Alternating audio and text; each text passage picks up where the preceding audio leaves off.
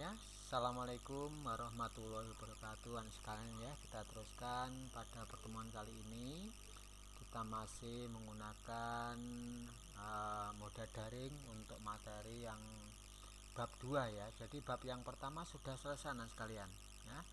Jadi materi kita untuk yang hidrokarbon dan minyak bumi sudah selesai. Kita teruskan dengan bab yang kedua, yaitu babnya termokimia. Jadi ini kalau Anda melihat dari judulnya ada kata termo dan kimia. Apa yang sini dibahas ini adalah pada materi termokimia adalah cabang kimia yang mempelajari reaksi kimia beserta energi yang menyertai. Jadi kalau kita ngomong termo itu kan katanya dengan panas. Ada termometer, ada termos ya, ada termostat, ini terkait dengan panas ya. Nah, nanti yang kita pelajari ada katanya dengan energi panas gitu ya. Kalau Anda melihat dari gambarnya, apa ini anak sekalian? Ya, ada orang bakar sate ya. Wah, nikmat sekali ini ya. Ada bakar sate. Ya, jadi babnya adalah bab termokimia. Oke, kita lihat apa saja yang perlu kita sampaikan pada bab ini. Silahkan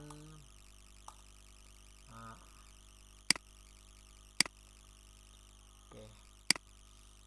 Yang pertama ada asas kekekalan energi anak-anak. Jadi asas kekekalan energi adalah energi tidak dapat diciptakan dan tidak dapat dimusnahkan. Jadi ini adalah asas kekekalan energi. Yang dapat kita lakukan adalah mengubah dari satu bentuk energi ke bentuk energi yang lain. Jadi namanya asas kekekalan energi. Oke, ini ada contoh ya. Kayu dan gas LPG menyimpan sejumlah energi yang disebut energi kimia. Jadi kalau kita punya kayu, kita punya materi, itu semuanya menyimpan energi yang sekarang namanya adalah energi kimia. Jadi di dalam bensin, di dalam solar, kemudian ada di dalam minyak tanah, itu mengandung energi namanya energi kimia. Ketika bahan-bahan tersebut terbakar, sebagian energi kimia yang tersimpan di dalamnya berubah menjadi kalor ya. Makanya kalau Anda punya kayu dibakar, itu akan bereaksi kayu dengan oksigen ya, dan akan menghasilkan kalor panas ya. Asas kekekalan energi disebut juga hukum pertama termodinamika. Ini pertama kita kenal adalah sistem dan lingkungan. Apa yang dimaksud dengan sistem dan lingkungan? Ini kaitannya erat sekali sekalian. Kenapa? Karena kalau kita misalnya punya sistem dan lingkungan, ini adalah energinya terkait satu sama lain ini nanti ya. Ada sistem dan lingkungan. Nah, reaksi atau proses yang sedang menjadi pusat perhatian kita disebut sistem ya. Jadi sistem adalah sesuatu yang kita amati, itu namanya sistem. Sesuatu yang kita amati, itu namanya sistem. Segala sesuatu yang berada di sekitar sistem itu disebut dengan lingkungan. Disebut dengan lingkungan adalah sesuatu yang ada di luar sistem. Nah, selanjutnya transfer atau pertukaran energi antara sistem dan lingkungan dapat berupa kalor atau bentuk energi lainnya yang secara kolektif kita sebut kerja ya. Nanti ada transfer, misalnya kalau Anda itu punya air yang panas ya, kamu taruh di gelas, apa yang terjadi ya? Pertama air tadi menjadi dingin gitu kan ya, dingin. Kenapa kok dingin? Karena energinya dari air yang panas tadi keluar ke lingkungan ya. Mungkin bukan air saja yang keluar, tapi bukan kalor saja yang keluar, tapi airnya juga berpindah ke lingkungan itu. Oke, jadi ini namanya sistem. Dan jadi kalau misalnya kita punya kayu yang kita bakar ya, jadi kayu yang terbakar itu namanya sistem. Udara di sekitarnya itu adalah namanya lingkungan. Jadi sesuatu yang ada di luar sistem itu. Nah, ini ada macam-macam sistem ya. Ada sistem terbuka. Nah, ini dapat mengalami pertukaran materi dan energi dengan lingkungan. Jadi kalau Anda punya ini air ya, apa yang terjadi dengan lingkungan sekitar ini? Pertama, misalnya Anda punya air yang panas, berarti kenapa kok panasnya makin lama makin menurun? Ya karena memang energi dari air panas tadi keluar ke udara, ya, ke udara. Mungkin bukan saja panas yang ke udara, tapi airnya juga berpindah ke keluar, ya. Nah, di sini selain panas yang bisa pindah ke lingkungan, airnya juga bisa pindah ke lingkungan. Jadi itu namanya sistem yang terbuka, mengalami pertukaran materi dan energi dengan lingkungan. Oke. Ada sistem tertutup teman sekalian, dapat mengalami pertukaran energi tetapi tidak mengalami pertukaran materi dengan lingkungan, ya. Jadi ini kalau Anda mengamati air yang disimpan dalam botol tetapi tertutup, ya. Coba Anda melihat gambar ini, ya. Jadi Anda bisa melihat air yang ada di dalam air panas misalnya disimpan dalam botol yang tertutup. Apa yang terjadi, ya? Makin lama air tadi makin lama makin dingin. Mengapa kok makin dingin? Karena air yang panas yang ada dalam air panas tadi bisa keluar ke lingkungan. Berarti energinya bisa berpindah ke lingkungan. Tetapi airnya tidak bisa pindah ke lingkungan, ya. Kenapa nggak bisa pindah? Karena memang kondisi tertutup, ya. Beda dengan yang ada di gelas ini. Ini airnya bisa menguap begitu, tapi kalau sini airnya tidak bisa menguap. Jadi yang bisa berpindah itu hanya energinya saja, tetapi materinya tidak bisa pindah ke lingkungan. Itu namanya sistem yang tertutup, ya, tertutup. Nah, cara melihat ini, sistem terisolasi, ya, tidak dapat mengalami pertukaran materi dan energi dengan lingkungan. Ya, jadi Anda melihat apa gambar ini? Termos, ya, termos air panas ini, termos air panas. Ya, coba Anda mengamati termos kamu isi dengan air yang panas. Jadi misalnya kalian baru mendidihkan air, ya, Anda masukkan di termos, kemudian kamu lihat pagi kamu isi, nanti malam coba Anda cek, ternyata airnya tetap masih panas. Mengapa kok masih tetap panas? Tidak seperti yang ada di dalam botol tadi. Ya karena memang panasnya tidak bisa berpindah ke lingkungan. Ya, jadi ini panasnya tidak bisa berpindah ke lingkungan. Airnya juga nggak bisa pindah ke udara, kalian juga nggak bisa. Makanya di sini nanti baik panas maupun materi tidak bisa pindah ke lingkungan. Namanya adalah sistem terisolasi.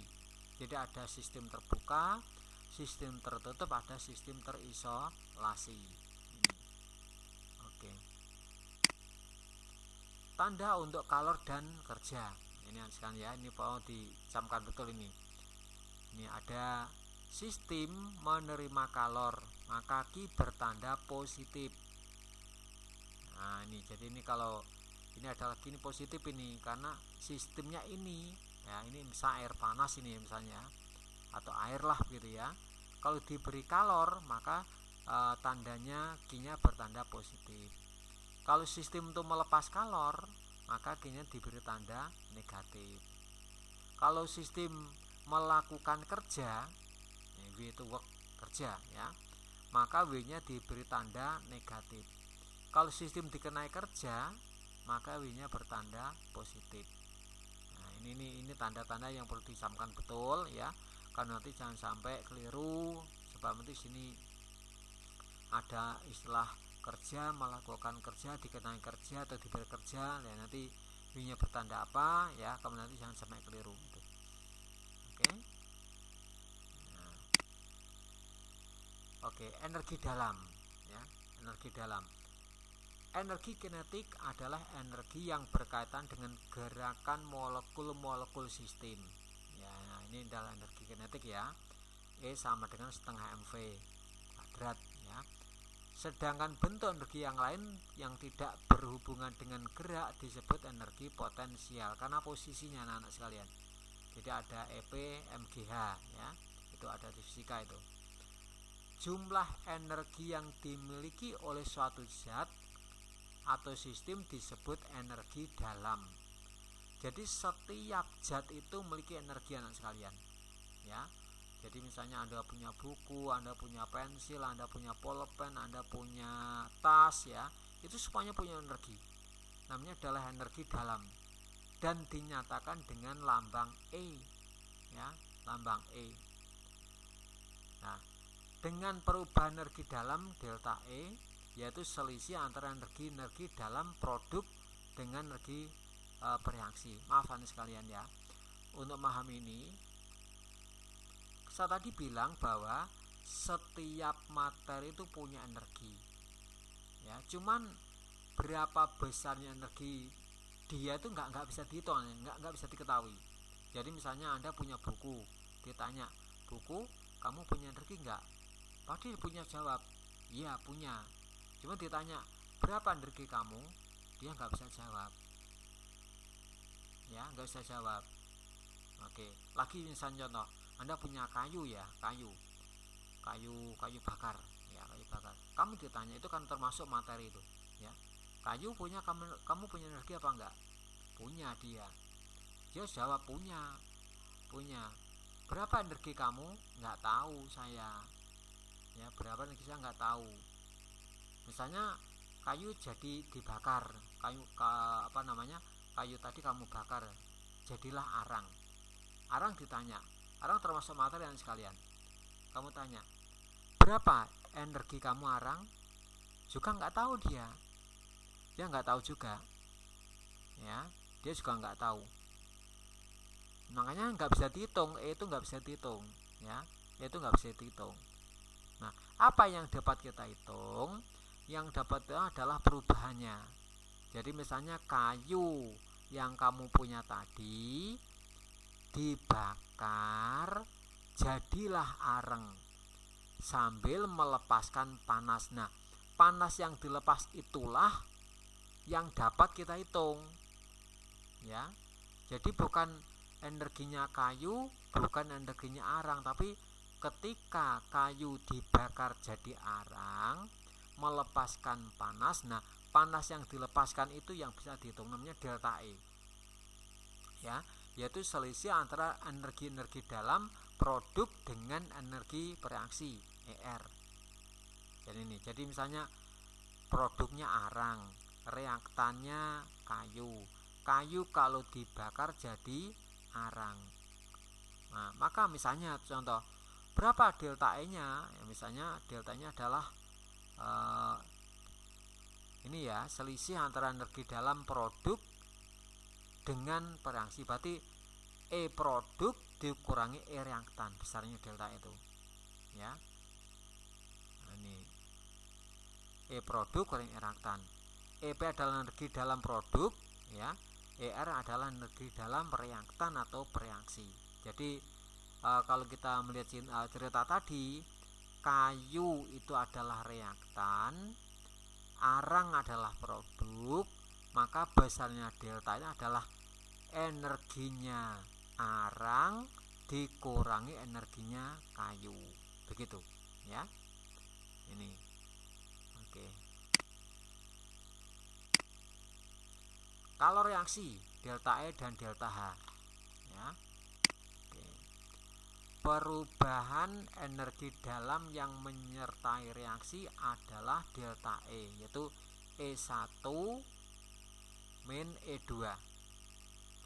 Perubahan energi dalam tersebut akan muncul sebagai kalor dan atau kerja. Ini. Jadi kayu yang dibakar tadi akan muncul sebagai kalor, ya. Kalornya bisa dihitung nanti sekalian, ya, bisa dihitung. Delta E sama dengan Q plus V, ya, sehingga nanti menerima kalor apa melepas kalor, ya, dia itu mendapat kerja atau menerima kerja atau melakukan kerja, nanti dana bisa dihitung, ya. Oke. 1. Jika reaksi berlangsung pada sistem tertutup dengan volume tetap, ingat anak-anak, W sama dengan P delta V.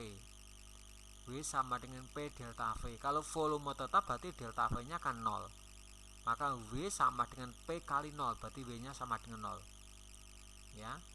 Dinyatakan dengan QV, maka delta E sama dengan QV, ya kan. Makanya karena apa? W-nya 0 ya. Delta V-nya 0. W sama dengan P delta V ya. 0, maka delta E sama dengan QV. QV adalah kalor pada keadaan volume tetap. Oke. Jika reaksi berlangsung dalam sistem terbuka dengan tekanan tetap atau tekanan atmosfer dinyatakan dengan QP ya. Jadi sini nanti terbuka, jadi dengan tekanannya tetap. Ini tekanan atmosfer dinyatakan dengan QP, maka delta E sama dengan QP plus W atau QP sama dengan delta E min W. Jadi W nya itu ada ya, yaitu P nya sebesar W sama P delta V. P nya tekanan atmosfer, berarti nanti diukur pada berapa tekanannya. Delta V nya karena terbuka berarti tidak 0 ya, tidak 0, maka punya harga lah ya, punya harga, maka delta E sama dengan QP plus W. Kalor reaksi yang berlangsung pada tekanan tetap dikaitkan dengan sistem lain dari sistem, yaitu entalpi yang dinyatakan dengan lambang H. Nah, jadi ada entalpi ya, entalpi ini ya. Delta H sama dengan Q reaksi.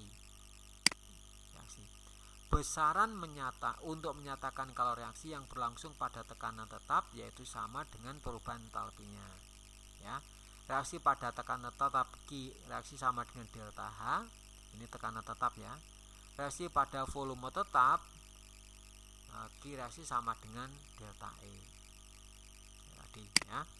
Kemudian karena sebagian besar reaksi berlangsung pada tekanan tetap, berarti yang ini anak sekalian ya, tekanan tetap ini, yaitu tekanan atmosfer, maka kalau reaksi biasanya dinyatakan dengan perubahan entalpi atau delta H ini.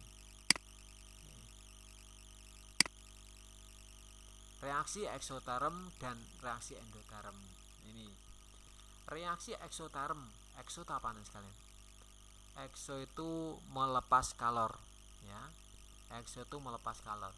Reaksi eksoterm sebagai reaksi yang membebaskan kalor, sedangkan reaksi endoterm sebagai reaksi yang menyerap kalor ya. Oke. Nah ini eksoterm, ini sistem melepas kalor. Nah, jadi energinya sistem itu susut ya, jadi energinya sistem susut. Sistem menerima kalor, berarti energi sistem bertambah ya. Ini energi sistem susut. Kenapa kok susut? Karena energinya berpindah ke lingkungan. Energinya lingkungan tambah, energinya sistem susut. Kalau yang ini energi sistemnya tambah, energi kalor lingkungannya susut itu ya. Perubahan entalpi delta H yaitu selisih antara entalpi produk dengan entalpi pereaksi HP min HR. Nah, bertanda positif nih, yaitu selisih antara entalpi produk dengan entalpi pereaksi. Nih, bertanda positif. Jadi reaksi endoterm deltanya bertanda positif. Nah, ini langsung ke endoterm duluan ya, bukan ke ekso tapi endoterm duluan nih. Perubahan entalpi yaitu selisih antara entalpi produk dengan entalpi bereaksi. Jadi hasil kurangi reaktan. Ini bertanda positif, ini khusus endoterm. Makanya kalau endoterm kan sistem menerima kalor. Jadi ini misalnya Anda punya awal menjadi akhir. Awal jadi akhir sambil menyerap kalor, maka energi akhir lebih tinggi daripada energi awal ya. Jadi energi akhir lebih tinggi daripada awal, atau energi produk lebih tinggi daripada energi reaktan. HP lebih tinggi daripada HR, maka bertanda positif. Entalpi produk lebih kecil daripada entalpi reaksi. Oleh karena itu perubahan termnya bertanda negatif. Ini eksoterm ini. Ya, ini yang eksoterm. Ya. Eksoterm itu melepas kalor sekalian. Ya, reaksi yang melepas kalor. Berarti energi berpindah dari sistem ke lingkungan. Misalnya Anda punya kayu dibakar jadi areng. Kayu namanya reaktan, areng namanya produk. Ya, kayu berubah jadi arang sambil melepas kalor. Maka energinya arang lebih kecil daripada energinya kayu. Karena apa? Kayu posisi sebelum melepas kalor, arang posisi setelah melepas kalor. Maaf, dipahami ya sekarang ya bahasa saya ini ya. Jadi kayu posisi sebelum melepas kalor, arang posisi setelah melepas kalor. Ya, maka energinya kayu lebih tinggi daripada energinya arang. Energinya arang lebih kecil daripada energinya kayu. Maka kalau kita kurangi, kecil kurangi besar bertanda negatif. Itu eksoterm. Ya. Coba amati, ini ada gambar, ini adalah endoterm ya. Yang pertama adalah endoterm, ini ada reaktan, ada produk. Reaktan menjadi produk ya. Itu sambil menyerap kalor, maka energi reaktan itu lebih kecil daripada energi produk. Makanya ditaruh bawah. Ya, energi produk lebih besar pada energi reaktan. Kalau delta H sama dengan HP min HR, berarti besar kurangi kecil, maka bertanda positif. Sementara kalau kita melihat yang eksoterm ya, produk reaktan menjadi produk sambil melepas kalor. Maka reaktan posisi sebelum melepas kalor, kalornya tinggi atas gambarnya. Produk setelah melepas kalor ya, kalornya lebih sedikit, maka di bawah. Pada delta H, HP min HR, berarti HP-nya lebih kecil pada HR, maka bertanda negatif. Itu untuk yang eksoterm. Ini nalar ya. Jadi ini adalah bab ini katanya dengan nalar. Oke. Persamaan termokimia. Nah, ini agak sulit, ini mohon anak sekalian dipaham betul ya.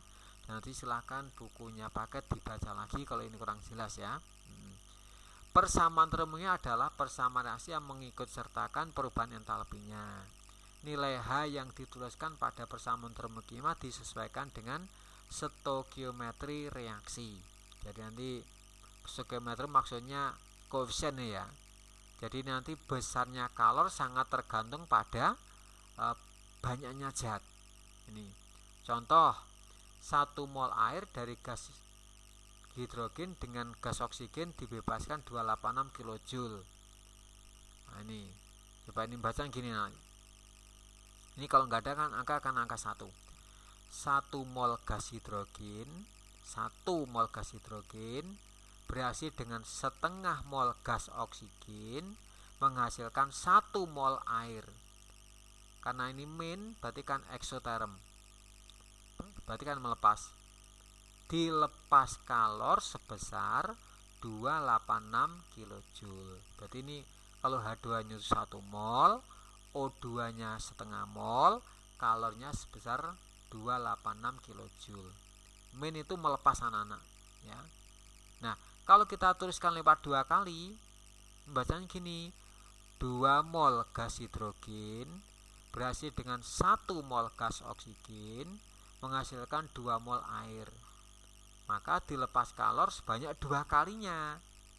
Jadi misalnya ini ada areng 1 kilo, kalornya sekian. Kalau areng 2 kilo, 2 kalinya.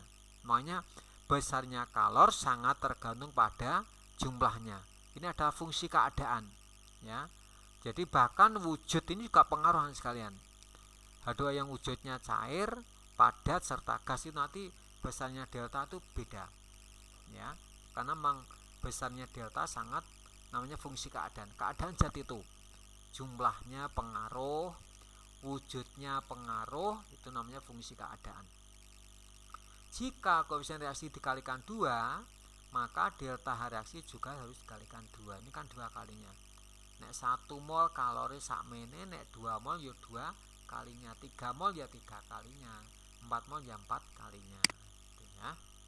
Oke. Entalpi molar. Nah, mol itu per 1 mol anak-anak. Entalpi per 1 mol. Tuh. 1. Entalpi pembentukan standar. Nah, delta HF formation ya. Ini. Jika pengukuran pada keadaan standar 298 Kelvin 1 atm atau 25 derajat Celcius itu ya, dan semua unsur-unsurnya dalam bentuk standar, perubahan entalpinya disebut entalpi standar. Entalpi pembentukan standar dinyatakan dalam kilojoule per mol. Dua hal yang perlu diperhatikan berkaitan dengan entalpi bentukan, yaitu zat yang dibentuk ini ya adalah 1 mol. Jadi ini kan bentuk yang ini 1 mol. Nanti kalau 2 berarti 2 mol, namanya bukan pembentukan, standar namanya. Dibentuk dari unsurnya dalam bentuk standar. Misalnya oksigen wujudnya gas, O2, hidrogen itu H2 wujudnya gas, seperti itu. Ya. Ini. Rumus ini adalah pembentukan H2O. Nah, ini bahan amati ini ya. H2 plus setengah O2 masih H2O liquid, delta H nya min 285,85 kJ. Nah ini keliru anak nih, mestinya ini G nih kodenya ya, H2O gas. Berarti pembentukan H2 yang wujudnya cair dan gas itu beda kalornya. Ini mestinya G ya nih ya. Jadi nanti mau dipahami itu, diubah ya. Jadi ini G. H2 plus setengah O2 H2O G, deltanya 241,8 kJ. Jadi gini bacanya, 1 mol H2 gas, 1 mol gas H2 bereaksi dengan setengah mol gas O2 menghasilkan 1 mol air dilepas kalor 285,85 kJ. Kalau ini ya, 1 mol gas H2 bereaksi dengan setengah mol gas O2 menghasilkan 1 mol uap air, awas G ya, dilepas kalor sebesar 241,8 kJ. Ini. C grafit jadi C grafit deltanya 0 karena nggak ada perubahan ya. Karena ini sama-sama grafit maka deltanya tidak ada perubahan. Karena fungsinya sama, kalornya sama, maka deltanya 0. Oke. Entalpi penguraian standar enthalpy of dissociation ya.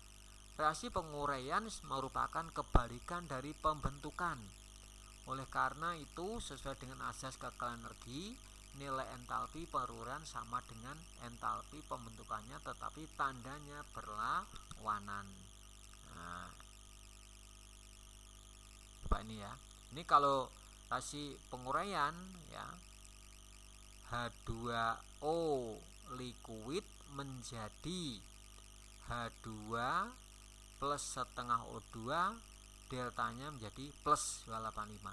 Jadi balik anak-anak, ini kalau namanya pembentukan, unsur-unsur membentuk senyawa itu namanya pembentukan ya. Tapi kalau dibalik, senyawa jadi unsur-unsur namanya penguraian ya. Jadi ini H2O nya ditaruh kiri, H2 dan setengah O2 taruh kanan, itu namanya penguraian ya.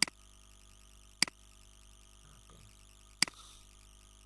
Entalpi pembakaran standar ya, ini pembakaran itu berdasarkan oksigen ya, standard entalpy of combustion. Pembakaran dikatakan sempurna jika kalau karbon menjadi CO2, hidrogen menjadi H2O, dan belerang terbakar menjadi SO2. Pembakaran ya. Perubahan entalpi pada pembakaran sempurna 1 mol suatu zat diukur pada 298 Kelvin atau disebut entalpi pembakaran standar dan dinyatakan dengan Hc0 ya. Jadi ini kalau 1 mol ya ini ya.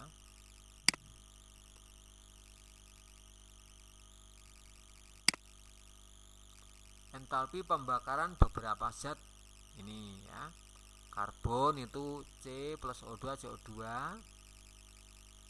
kalornya 393,5. 1 mol karbon ya dibakar membentuk CO2, dilepas kalor sebesar 393,5. Ini 1 mol gas hidrogen berhasil dengan setengah mol oksigen untuk 1 mol H2O, kalornya sekian. Nah ini yang betul ini ya. Nah ini gas ya.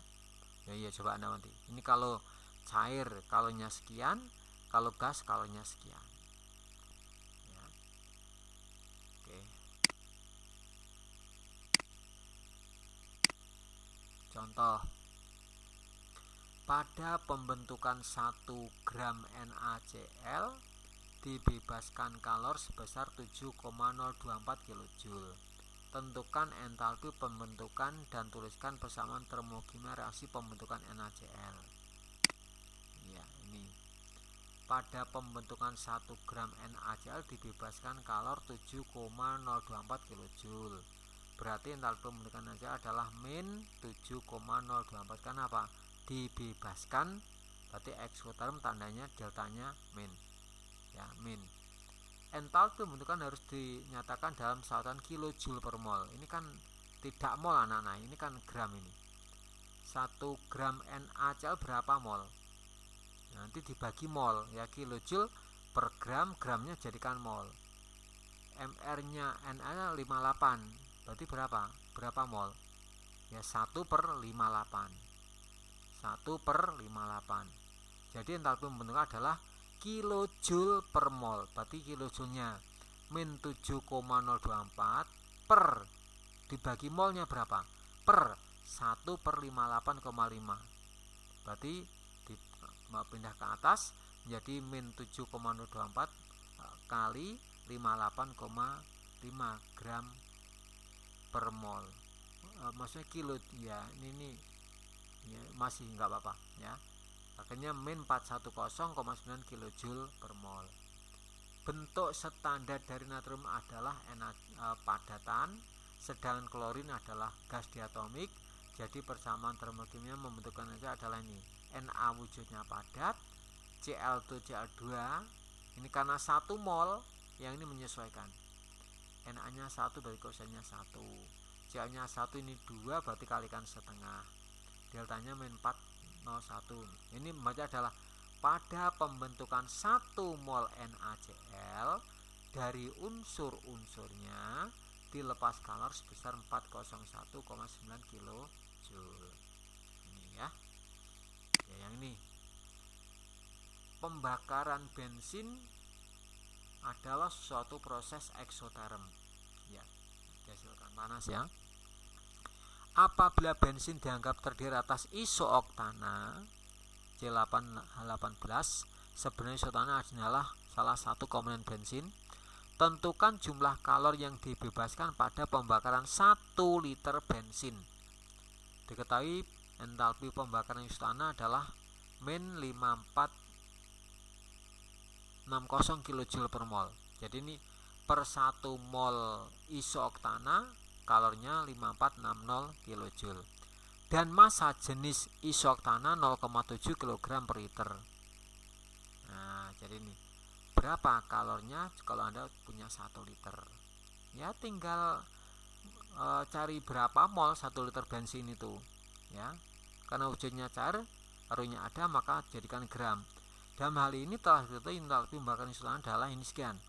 Maka yang diperlukan untuk menentukan mol isooktana dalam 1 liter bensin adalah tersebut.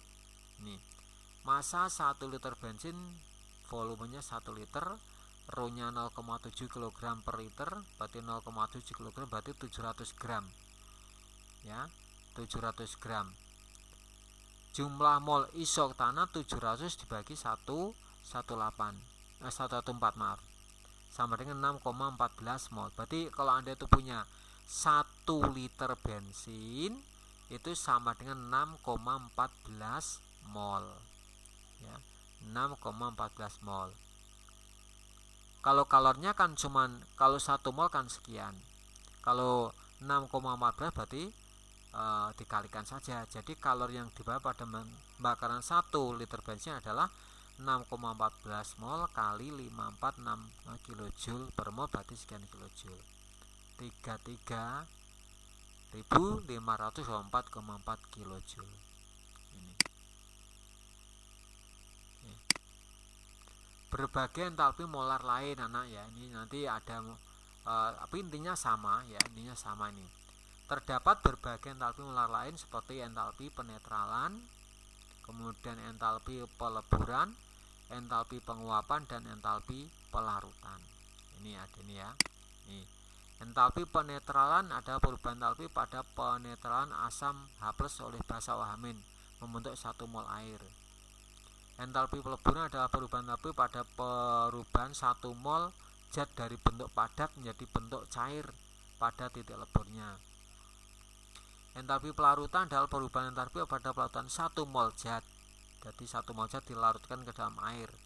Mungkin timbul panas, ya, eksoterm, mungkin malah dingin, berarti endoterm. Semua entalpi molar dinyatakan dalam kilojoule per mol. Ya, jadi ini nanti untuk yang termokimia kita pilah jadi 2 pertemuan anak-anak ya. Jadi yang pertama ini kita bahas yaitu macam-macam kalau reaksi dan tadi energi dalam W dan Q tadi ya. Dan nanti pertemuan akan datang nanti kita teruskan dengan bagaimana menghitung perubahan entalpi ya. Oke.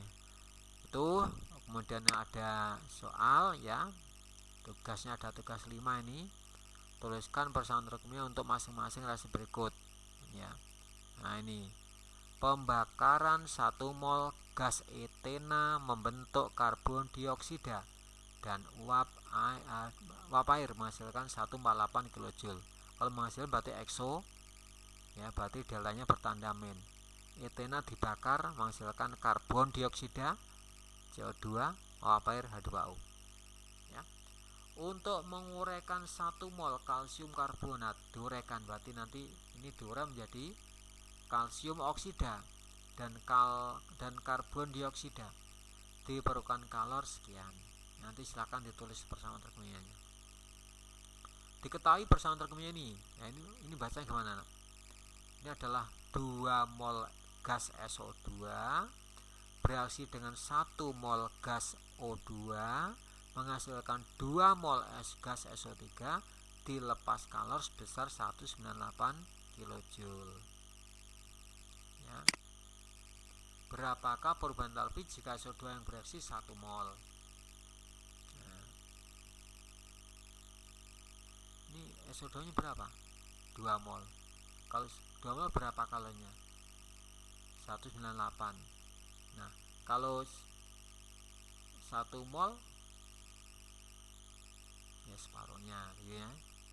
Berapa perubahan entalpi pada SO3 yang terbentuk sebanyak 20 gram jadikan mol. MR nya SO3 itu yang dihitung sendiri ya. S nya 32, O nya 16 kali 3 48, 32 48 80. Berarti 20 gram itu 20 per 80 ada 0,25 ya, 0,25 mol. Nah, ini SO3 nya berapa mol? 2 mol. Kalau 2 mol kalornya sekian. Kalau 0,25 mol kalornya berapa? Tuh ya. Oke. Berapakah perubahan entalpi jika volume SO3 yang terjadi 10 liter pada 25 derajat Celcius dan 1 atm? Ini PVNRT ya. P nya 1 atm, volumenya 10, kemudian